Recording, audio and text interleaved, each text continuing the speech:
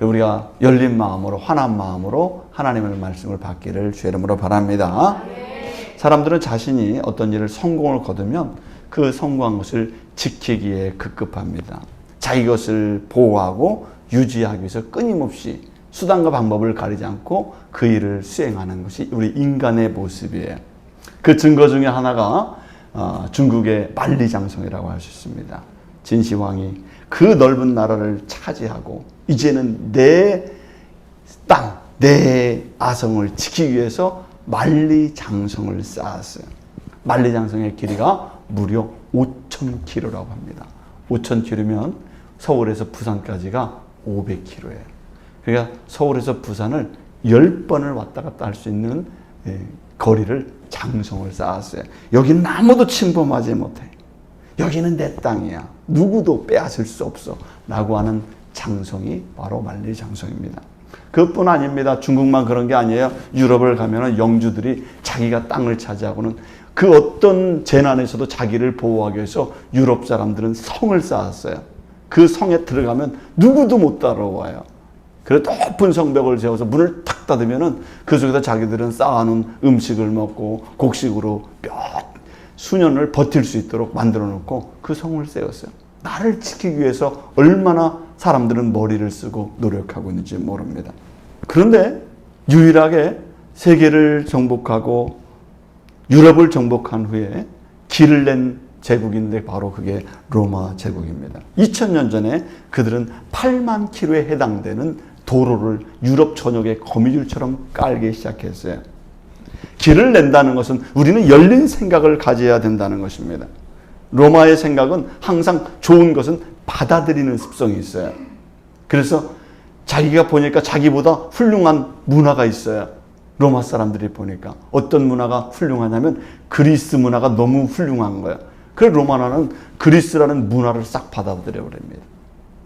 로마 나라는 이제 유지하면서 종교 중에 최고로 사람들이 원하고 가는 사람들이 많고 그것을 긍정적으로 생각하는 사람들이 기독교인들이 너무나 많더라는 거예요. 그래서 로마는 무엇을 받아들입니까? 기독교를 다 받아들여요. 수용성이 강한 것입니다. 좋은 것을 받아들여요. 옳은 것을 받아들이려고 노력했던 것이 바로 로마의 정책 방향이고 그런 나라를 세웠어요. 저는 우리 성도님들이 올해 닫힌 생각보다 열린 생각을 갖기를 주의 이름으로 축원합니다. 그래서 더 넓은 마음을 갖고 좀 더 진취적인 모습으로 길을 내고 그래서 이제는 내 안에 있는 것을 지키기 위해서 성을 쌓지 말고 내 것만 움켜잡는 것이 아니라 문을 열고 길을 내서 더 멀리 원대하게 뻗어나갈 수 있는 그런 올 한 해가 되기를 주의 이름으로 축원합니다. 오늘 본문은 하나님께서 혼란한 세상에서 어떤 길이 가장 선한 길이고 어떤 길이 가장 옳은 길이고 어떤 길이 생명의 길인지를 우리에게 알려주시고 있어요. 우리에게 살 길을 알려주고 있는 것입니다. 여러분 오늘 우리들이 이 생명의 길을 붙잡고 그 하나님이 원하시는 그 좋고 선하신 그 방법을 받아들일 수 있기를 주의 이름으로 축원합니다. 오늘 성경에 보면 여호와의 전의 산이 모든 산 꼭대기에 설 것이요 라고 성경에서 말씀하고 있어요. 가장 높은 곳, 가장 위대한 곳. 사람들은 가장 높은 곳을 꼭 한번 가보고 싶어하는 경향이 있습니다. 그래서 여러분들 학교를 다니는 학생들은 나도 학교를 다니면서 꼭 1등 한번 해보고 싶다 이런 생각이 들어요. 우리 자녀들이 정말 뭔가를 최고로 한번 잘해봤으면 좋겠다라고 하는 생각을 부모님들이 갖게 되는 거예요. 별로 그런 관심이 없어요. 뭐 아무렇게나 돼도 상관없어요. 뭔가 정말 잘해야 되겠다 그런 생각. 나라도 마찬가지지 않습니까? 우리나라 기업이 세계에서 최고로 잘하는 기업이 좀 나왔으면 좋겠다라는 생각을 갖지 않습니까? 그것도 관심 없어요. 그래서 그걸 첨단 기업이라고 하는 거예요. 끝이 뾰족해가지고 이 끝에서 설 수 있는 가장 우뚝 설 수 있는 그런 곳에 가기를 사람들이 희망하는 것입니다. 세계에서 제일 높은 산이 히말라야 산맥에 있는 에베레스트 산이에요. 거기에는 그렇게 높은 산이에요. 그 올라가다가 수많은 사람들이 죽었어요. 동사하기도 하고. 그 크레바스에 떨어지기도 하고, 그래서 수많은 사람이 죽었는데도 불구하고 사람들은 그곳을 또 올라가요. 자기 한계를, 직정을 넘어서서 나의 한계를 넘어서 보고 싶다는 거예요. 많은 사람들이 실패했는데도 불구하고 또 올라가고 싶다는 거예요. 사람은 자신의 한계를 넘어서려고 하고 산에 오르고 또 정복하려고 하는 그런 경향성을 가지고 있는 사람들이 있는 것입니다. 그럼 오늘 우리 그리스도인들은, 우리 믿음의 사람들은 어느 산에 올라가야 될까요? 여러분들도 에베레스트 산에 갈까요? 그게 아니라 오늘 성경에 보니까 우리는 여호와의 전이 있는 산으로 올라가야 된다고 말씀하고 있습니다. 그 여호와의 전이 있는 산은 하나님이 임재하는 산이요, 거룩하신 하나님의 말씀이 선포되는 산이요, 하나님의 역사하심이 있는 산으로 성경에서 우리에게 표현해주고 있는 것입니다. 구약 성경에서는 예루살렘 성이 있는 그 시온산이 바로 거룩한 산이요, 하나님의 임재하는 산으로 우리에게 알려주고 있습니다. 예루살렘은 성경에서 왜 이렇게 중요하게 계속해서 나오고 있는 것일까요? 예루살렘은 상징성을 가지고 있습니다. 예루살렘은 시온산에 있어요. 산 위에 예루살렘의 도시가 있단 말이에요. 그래서 우리는 예루살렘 성을 찬양할 때 예루살렘 성은 산 위에 있어요. 그 예루살렘은 어떤 장소냐? 우리가 구약 성경에 보면 아브라함이 그 아들 이삭을 제물로 바쳤던 산이 무슨 산이에요? 모리아 산이에요. 모리아 산. 그런데 그 모리아 산에 그 아브라함이 그 이삭을 바쳤던 그 제단이 바로 예루살렘 성이에요. 그곳에 성전을 지었단 말이에요. 그래서 다윗은 자기가 왕이 되어서 제일 먼저 찾은 곳, 제일 먼저 가고 싶었던 곳이 어디냐면 예루살렘이에요. 아브라함이 하나님 앞에 헌신하며 예배를 드렸던 그 제단, 그곳에 뭘 하고 싶었어요? 주의 장막을 세우고 그곳에 하나님의 성전을 짓고 싶었단 말이에요. 그게 다윗의 꿈이었어요. 아브라함이 가졌던 그 믿음, 우리 믿음의 조상 아브라함이 가졌던 그 믿음을 다윗은 자기도 가지고 싶었어요. 그 믿음대로, 하나님의 뜻대로, 축복의 백성으로, 선택된 백성으로 그렇게 살기를 원했던 것입니다. 여러분, 다윗의 신앙은 우리가 어떤 신앙이라고 표현할 수 있냐면 그는 성전 중심의 신앙이라고 말할 수가 있는 거예요. 다윗이 왕이 된 후에 가장 먼저 한 일이 무엇일까요? 자기가 왕이 되었어요. 우리나라 사람들은 대통령이 되면 제일 먼저 뭘 잘하길 원해요? 경제가 좋아지길 원하잖아요. 그죠? 모든 사람들이 먹고 사는 일이 다 잘 되길 원해요. 우리 성도님들은 안 그러신가요? 대통령이 다 경제정책만 잘 되면 다 좋아해요, 사람들이. 그래서 다윗이 왕이 되었을 때 첫 번째 한 정책은 경제정책이 아니에요. 그런데 놀랍게도. 자기가 왕이 되었으니까 그동안 나를 반대하고 나를 싫어했던 사람들을 다 숙청해야 되겠다. 반대파를 숙청하는 작업을 한 것도 아니에요. 그럼 나를 좋아했던 사람들만 챙겨야 되겠다. 그런 그 자기 측근들만 챙기는 그런 일을 한 것도 아니에요. 다윗은 자기가 왕이 돼서 제일 먼저 무엇을 했을까요? 그 마음속에 가장 간절하게 바라고 하나님께 기도하며 소원했던 것이 무엇이냐면 나는 이스라엘 대대로 내려왔던 하나님께서 모세에게 주었던 그 시내산에 있던 그 법궤를 모시고 와서 예루살렘 성에 성전을 짓고 모든 이스라엘 백성들이 하나님을 경유하는 나라가 되기를 원했던 것이 바로 다윗의 믿음인 줄 믿습니다. 그래서 다윗은 모든 나라 백성들이 하나님을 올바로 섬기기만 하면 이 나라는 모든 것이 다 잘 되게 돼 있다는 거예요. 하나님이 역사하는 교회, 하나님이 도우시는 나라, 하나님께서 보호하시고 산성이 되어주시고 요새가 되어주시기 때문에 하나님이 인도하시는 나라는 영원토록 서게 될 것이라는 믿음이 다윗의 마음속에 있었던 거예요. 그래서 다윗은 많은 재정을 들여서라도 성전 신앙을 세우기를 원하고 성전을 짓는 것을 다 준비했던 것을 성경을 통해서 볼 수가 있는 것입니다. 다윗이 이렇게 성전 중심의 신앙을 원했던 것은 모든 백성들의 생각과 비전, 그들의 마음이 하나님의 마음을 통해서 순수함을 회복하기를 원했던 것입니다. 그래야 이 나라가 올바른 나라가 될 수가 있다는 거예요. 올바로 번영하는 나라가 될 수 있다는 거예요. 세계에서 가장 윤리적인 나라가 될 수 있고 도덕적인 나라가 될 수 있고 세상의 모범적인 나라가 될 수 있는 나라가 되려면 우리는 하나님을 올바로 믿는 나라가 되어야 된다고 다윗은 믿었던 것입니다. 그렇게 했더니 하나님을 올바로 섬기려고 노력했더니 하나님께서 어떻게 하셨을까요? 하나님께서 다윗의 나라를 세계에서 가장 아름다운 나라, 그리고 가장 강대한 나라, 가장 부유한 나라로 다윗을 그렇게 만들었던 사실을 우리는 성경뿐만 아니라 역사를 통해서도 알 수 있는 줄로 믿습니다.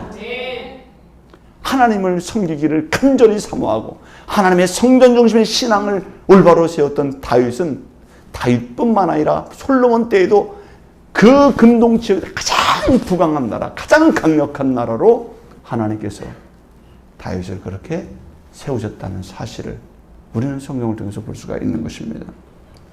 사랑하는 성도 여러분, 우리가 믿음 생활을 할 때 다양한 것을 중요하게 여길 수가 있습니다.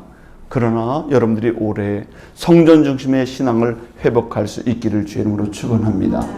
성전 중심의 신앙을 잃어버리면 여러분들이 예배 대신에 술집을 찾아갈 수가 있는 것이고 하나님을 찬양하는 대신에 세상의 풍습과 오락을 찾게 될 것입니다.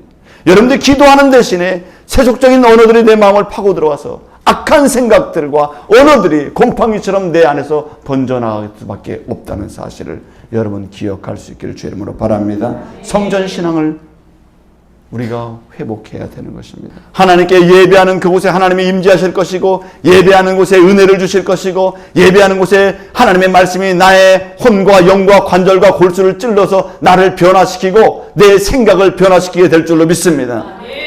나의 변화는 어디에서부터 시작될까요? 예배의 현장에서부터 변화될 줄로 믿습니다. 그래서 오늘 성경은 우리에게 말씀하고 있습니다. 만방이 그리로 모여들 것이라 이렇게 말씀합니다. 어디로요? 예루살렘 성으로 만방이 모여들 것이라 이렇게 했습니다. 때가 차면 많은 사람들이 그곳을 찾게 된다는 것입니다. 때가 되면 많은 사람들이 예배를 찾게 된다는 것입니다. 예루살렘에 모여서 하나님 앞에 엎드려지게 될 것이라고 성경은 말씀하고 있는 거예요. 여러분, 예수님의 사역을 보면은 예수님의 사역의 핵심 장소가 어디입니까? 예수님의 사역의 장소는 갈릴리였던 것을 볼 수가 있어요. 갈릴리였습니다. 그래서 우리는 예수님을 생각하면 갈릴리가 생각나요. 갈릴리 어부들에게 가서 제자를 삼고 그래서 그곳에서 벳세다 광야에서 설교를 하죠. 산상수훈의 말씀을 증거할 때 그곳은 다 갈릴리였습니다. 갈릴리 바다가 있는 곳이었어요. 근데 갈릴리에는 거룩한 사람들이 별로 없어요. 지금으로 말하면 시장 사람들이 많고 거기는 뜨내기들이 많아요. 네, 이게 거기 왔다 갔다 하는 왕래하는 사람들이 많아요. 이집트에서 저 다메섹으로 다마스커스로 그 물건 팔러 다니는 사람들이 갈릴리가 호수니까 거기를 지나가면서 휴식을 하고 그리고 그러니까 예루살렘에서 신앙적이고 종교적인 사람이 많이 없는 곳이 바로 갈릴리예요. 그래서 뭐라고 불렀습니까? 이방의 갈릴리요 이렇게 불렀단 말이에요. 거기는 귀신 들린 사람도 많고 거기는 말이 소외된 사람들도 많고 이방 사람들도 많고 거룩한 사람들이 아니에요. 예수님은 그곳에서 뭐 하셨습니까? 갈릴리에서 제자들을 삼았단 말이에요. 말씀을 전해주셨단 말이에요. 그곳에서 치유해 주시고 그들을 회복시켜 주시고 어루만져 주시고 그들의 믿음을 다시 일깨워 주신 분이 바로 예수님이신 줄 믿습니다. 예수님이 이렇게 갈릴리는 그들을 싸매주고 보호해주고 말씀을 가르쳐주고 이방의 그 헛된 것에 빠져있는 것들을 계속해서 가르쳐주는 사역을 갈릴리에서 했어요. 그러면 예수님의 가장 중요한 사역은 어디에서 했을까요? 그런데 예수님이 십자가를 지실 때는 갈릴리에서 진 게 아니라는 거예요. 예수님은 어디로 갔습니까? 예루살렘으로 올라가십니다. 예루살렘으로 올라가셨어요. 예루살렘, 우리가 예수님이 십자가 달리신 골고다가 어디 있습니까? 예루살렘 성 밖에 있습니다. 예수님은 예루살렘에서 재판을 받고 예루살렘에서 끌려가셔서 비아돌루사를 거쳐서 골고다에서 십자가에 달려 돌아가시는 사건, 그리고 그 옆에 무덤에서 부활하신 사건, 예수님 겟세마네에서 기도한 사건, 예수님께서 승천하신 감람산의 사건, 다 어디에 있을까요? 다 예루살렘에 있어요. 예수님의 우리 인류를 구원하고 우리 영혼을 구원하는 그 핵심 죄사함의 사역과 부활의 사역과 승천의 사역은 다 어디에서 일어났느냐? 예루살렘 근 지역에서 일어나게 되는 것입니다. 그래서 우리 그리스도인들은 어디를 바라봐야 될까요? 하나님이 임재하시고 우리 구원 사역을 완성하신 예수님이 걸어가신 그 예루살렘 성을 바라봐야 될 줄로 믿습니다. 그 거룩하신 사역의 완성된 예루살렘을 바라보는 거예요. 그래서 여러분들이 사도행전을 읽으면 사도행전에서 교회가 새로 시작되게 되는 것을 볼 수 있어요. 사도행전에서 교회가 인류 최초로 교회가 생겨나게 되는데 그 교회가 어디에서 생겨났을까요? 그게 바로 예루살렘이에요. 신약교회 우리가 지금 예배를 드리며 세계 모든 교회들이 예수님을 예배하고 있어요. 그런데 예배를 드린 교회의 처음 시작이 갈릴리가 아니라 예루살렘이라는 거예요. 예수님이 십자가를 죽였던 예루살렘. 그래서 그 밑으로 내려오면 마가의 다락방이 있어요. 마가의 다락방에서 그들이 예배를 드리기 시작했어요. 그곳에서 그 120명이 모여서 하나님 앞에 기도하면서 성령의 무브먼트, 성령의 파도가 일어나기 시작한 줄로 믿습니다. 그들이 죽음을 불사하고 예수님을 믿고 성령의 은혜에서 전도하기 시작한 곳이 어디입니까? 바로 예루살렘 성이었다는 것입니다. 여러분, 예루살렘은 그래서 하나님과의 만남이라고 하는 상징성을 가지고 있는 장소가 바로 예루살렘인 줄로 믿습니다. 오늘 본문은 우리에게 말씀하고 있어요. 오라 우리가 여호와의 산에 오르며 야곱의 하나님의 전에 이르자 그가 그의 길을 우리에게 가르치실 것이라 우리가 그의 길로 행하리라. 이렇게 말씀했어요. 우리가 여호와의 산에 올라가자. 예루살렘 성으로 올라가자. 왜 올라가야 될까요? 우리가 예루살렘에 올라가는 이유가 뭘까요? 오늘 성경에 보니까 하나님의 말씀인 율법이 시온에서부터 나오고 여호와의 말씀이 예루살렘에서부터 나올 것임이니라 라고 말씀하셨어요. 여러분, 샘물을 얻으려면은 맑은 샘물을 얻으려면은 우물에 가야 시원한 샘물을 얻을 수 있는 줄로 믿습니다. 우물에 가야 생수를 얻을 수가 있죠. 커피숍에 가면 뭐가 나와요? 커피가 나오죠. 예? 커피숍에 가서 피자 찾으면 안 돼요. 커피숍에 가면 뭘 찾아야 한다고요? 커피를 찾아요. 우리 성도님들이 주로 이용하는 것이 저 메가인 것 같더라고. 예, 얼마나. 그래서 나는 우리 성도님들을 찾으러 가려면 메가를 가야 될 것 같아요. 커피숍 얼마나 좋아하는지 몰라요. 피자집에 가면 뭐가 나와요? 어떻게 그렇게 잘하세요? 피자집에 가면 피자가 나와요. 중국집에 가면 뭐가 나와요? 그 어려운 것을 다 알고 계시네. 예. 중국집에 가야 짜장면이 나오죠. 철물점에 가서 치킨 시키면 안 돼요. 예. 우리는 그 커피숍에 가야 커피가 나오듯이 피자집에 가야 피자가 나오듯이 우리가 하나님을 만나고 하나님의 뜻을 발견하게 되려면 주님의 성소를 찾아야 될 줄로 믿습니다.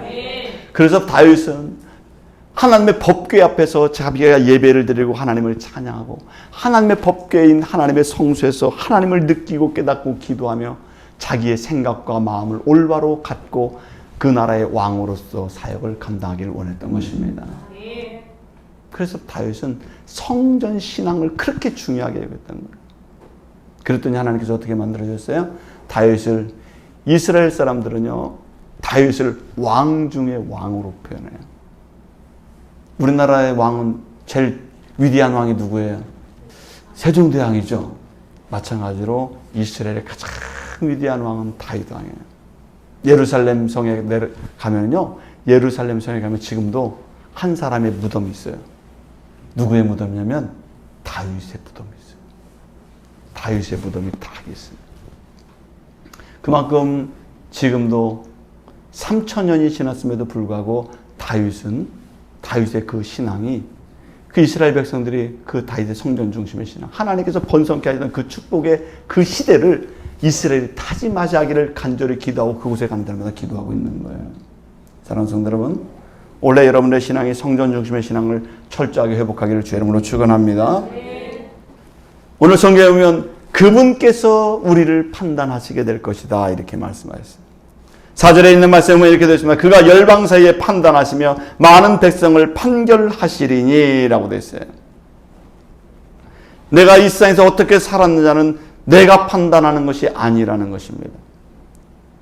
내가 스스로 판단하고 내 옆에 있는 사람이 나를 판단해주고 내가 아는 사람이 친한 사람이 나를 판단해줄 때 야 너는 괜찮아, 너는 잘했어, 너는 좋았어 라고 한다고 해서 내 그 판단을 들었다고 해서 내가 바른 것이 아니라는 것입니다.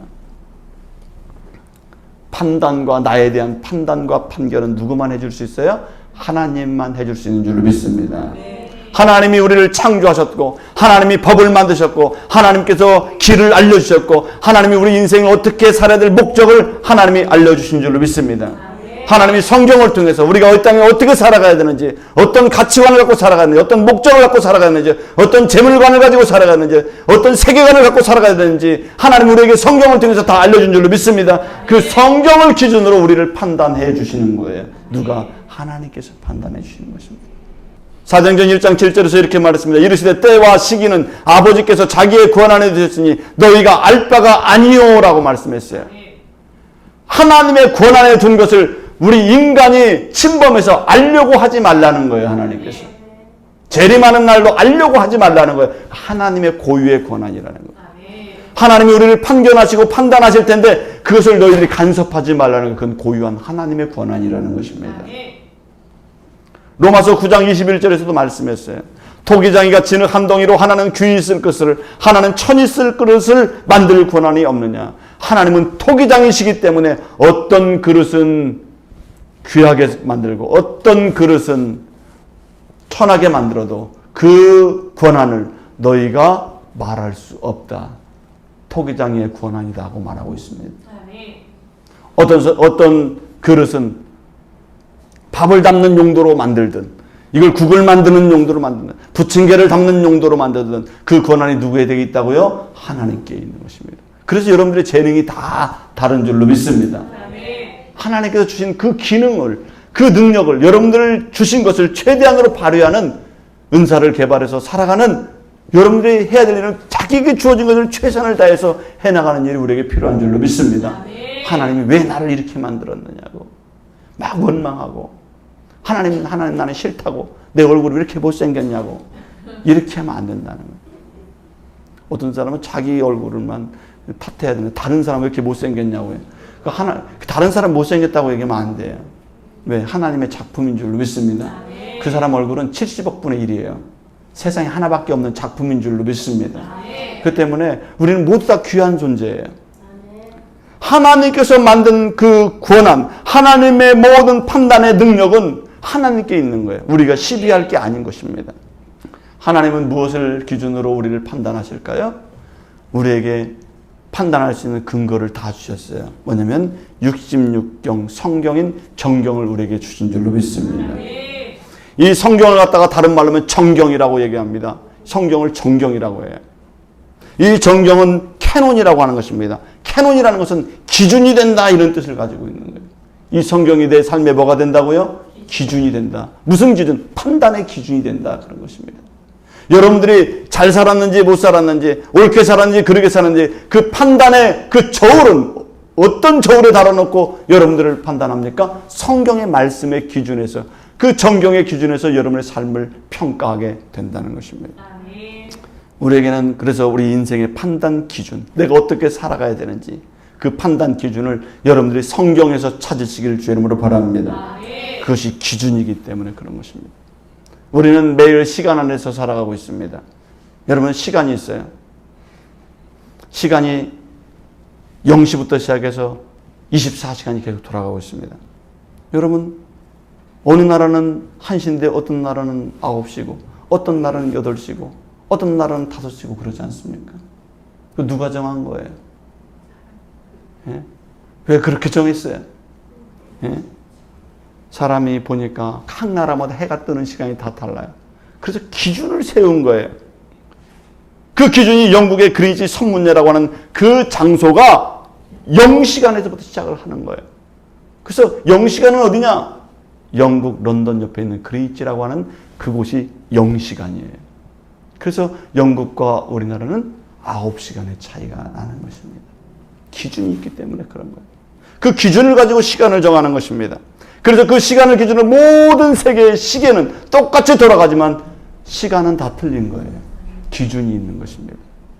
우리 인생에서도 하나님의 말씀인 이 성경 말씀을 통해서 내 삶의 기준을 판단하시고 이 성경 말씀을 통해서 내 자신을 정돈시켜 나가기를 주의 이름으로 축원합니다. 기독교 신앙의 아버지라고 불리우는 아타나시우스는 이런 말을 했어요. 사람들이 하나님의 영광과 감동으로 쓰인 성경을 잘 모르고 있다고 하는 것을 안타까워했습니다. 많은 사람들이 외경이라고 하는 것을, 그런 책들을 가지고 와가지고 근사하게 성경 비슷하게 쓴 글을 가지고 하나님의 말씀과 성경과 혼돈시키는 그런 일들이 이 아타나시우스가 있을 때 그런 초창기 기독교에 그런 사람들이 많았단 말이에요. 성경 비슷하게 써놓은 성경들이, 외경들이 많았단 말이에요. 위경들이 많았어요. 그렇잖아요. 요즘도 카피하는 사람들 많잖아요. 성경을 카피해서 자기 마음대로 하는 사람이 많았단 말이에요. 그것을 정리정돈한 사람이 누구냐? 아타나시우스라고 하는 사람이에요. 그래서 우리는 하나님의 정경에 있는 말씀 속에 들어가서 하나님의 뜻을 구별하고 그 하나님의 39권의 말씀, 구약 39권과 신약 27권에 있는 말씀을 정경화해서 그 말씀의 기준에서 우리는 살아야 된다는 것을 확립한 사람이 누구냐면 아타나시우스라는 사람이에요.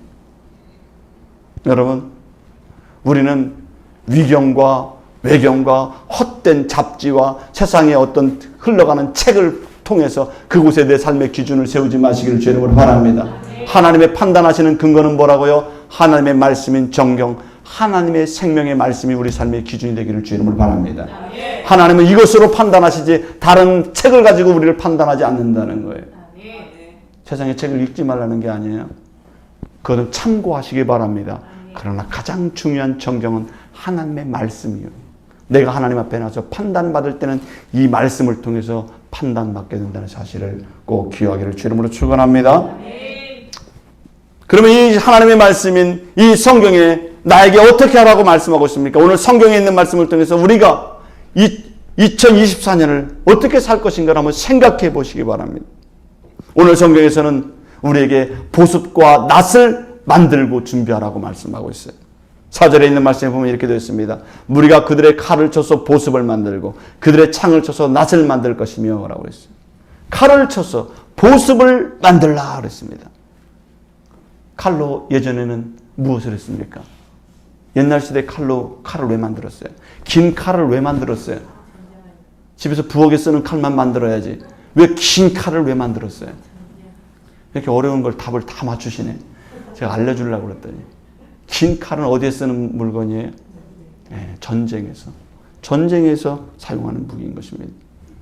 이 칼을 만드는 이유는 다른 사람을 찔러서 죽여야 내가 살게 되는 그런 무기이기 때문에 이 칼의 용도는 사람을 죽이기 위한 거예요.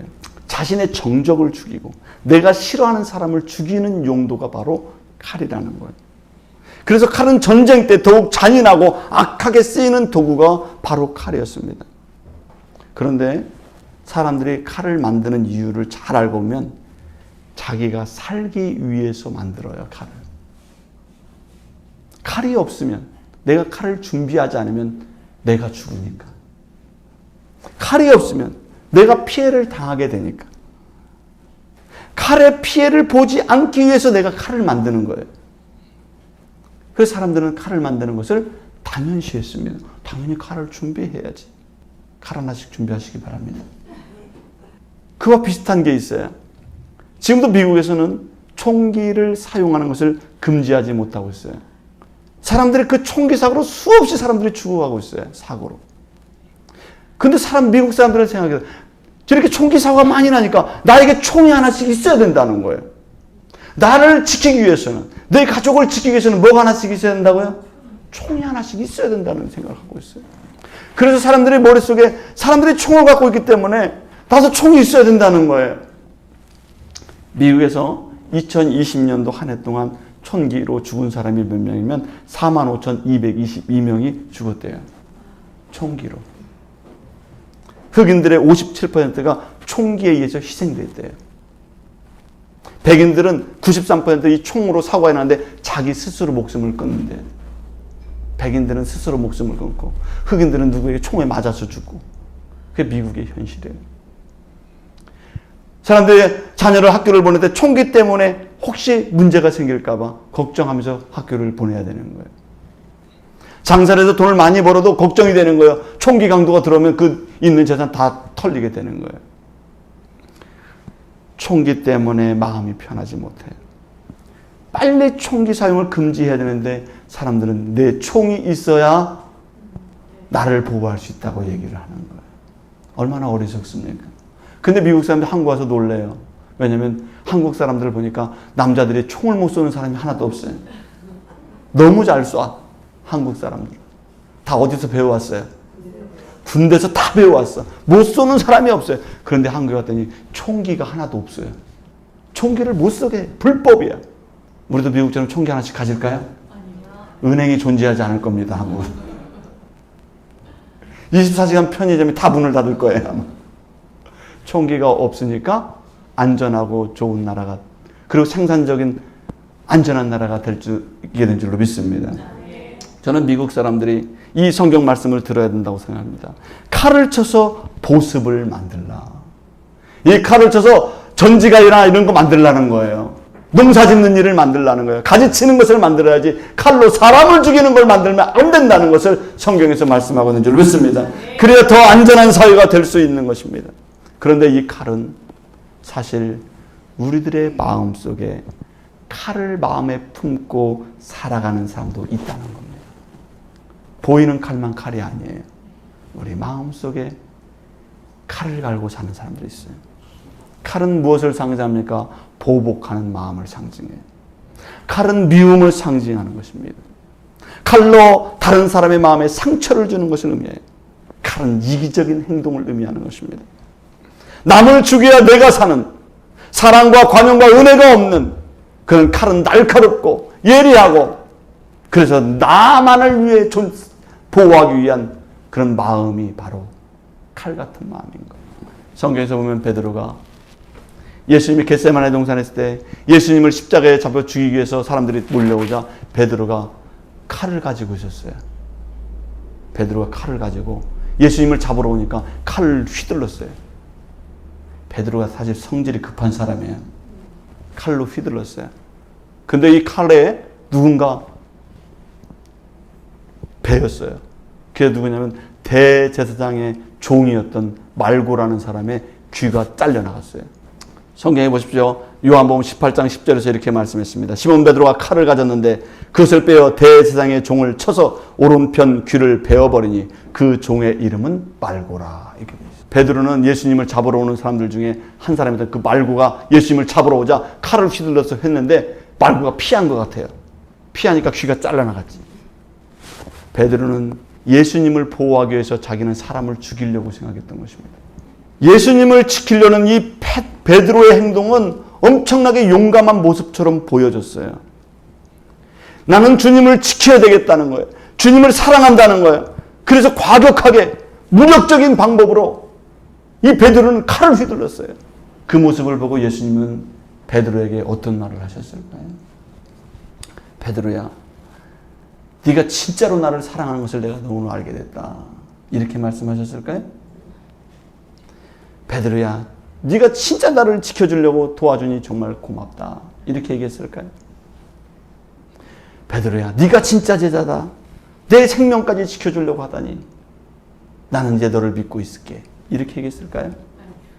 그렇게 말씀하지 않았어요. 베드로는 예수님을 위해서 목숨을 걸고 칼을 빼서 예수님을 보호해주고 있는 보디가드가 되어 있는데 예수님은 베드로에게 뭐라고 말씀하십니까? 마태복음 26장 52절에서 그렇게 말씀하셨어요. 예수께서 이르시되 내 칼을 도로 칼집에 꽂아라. 칼을 가지는 자는 다 칼로 망하느니라. 베드로야, 네가 들고 있는 나를 보호하고자 하는 그 칼, 나를 사랑하는 모습으로 든 이 칼, 이 칼을 도로 칼집에 꽂으라. 칼을 든 자는 다 칼로 망하느니라. 오늘 성경에 있는 말씀하고 똑같아요. 하나님께서 뭐라고 했습니다? 칼을 쳐서 보습을 만들라 그랬습니다. 우리 믿음의 사람들은 칼을 갈고 이를 갈고 복수심을 갖고 미움을 갖고 상처를 주고 내가 다른 사람을 폭력을 가하고 내가 무력으로 어떤 것을 내 자신을 보호하는 것이 아니라 주님은 뭐라고 했습니까? 그걸로 가지를 치고 연장을 만들어서 이제 사람을 보호하고 돌봐주고 그리고 곡식을 재배하고 나무를 키울 수 있는 그런 사랑의 사람이 되라고 성경에서 말씀하고 있고, 여러분들의 마음속에 있는 이 칼을 든 마음은 다시 꽂으라고 말씀하고 있는 줄 믿습니다. 여러분들 올 한 해를 살아갈 때 칼을 든 그런 마음으로 살지 말기를 주님으로 축원합니다. 너도 죽고 나도 죽자 이렇게 하지 마시기 바랍니다. 예? 원수 맺고 일을 막 하고 악을 가지고 악을 만들어내는 그런 사람 되지 말기를 주의 이름으로 축원합니다. 미움은 미움을 낳게 되어 있습니다. 다툼은 또 다른 다툼을 만들게 되는 것입니다. 그래서 하나님은 말씀하시는 거예요. 너희는 칼을 쳐서 보습을 만들라. 연장을 만들라는 거예요. 농기구를 만들라는 거예요. 포도나무를 가지치는 것을 만들라는 거예요. 좋은데 옳은데 아름다운 곳에 네 마음을 사용하고 그렇게 써야 된다고 성경에서 말씀하고 있는 줄로 믿습니다. 그래서 올 한 해는 여러분들이 다툼과 미움과 갈등이 없고 전쟁과 싸움이 그치고 이제는 여러분들의 언어와 행동이 하나님의 말씀의 뜻을 따라서 가정을 살리고 사람을 살리고 교회를 세우고 주님의 귀한 일에 여러분들이 아름답게 쓰임받는 우리 모든 성도인들 올 한 해가 되기를 주의 이름으로 축원합니다. 기도하겠습니다.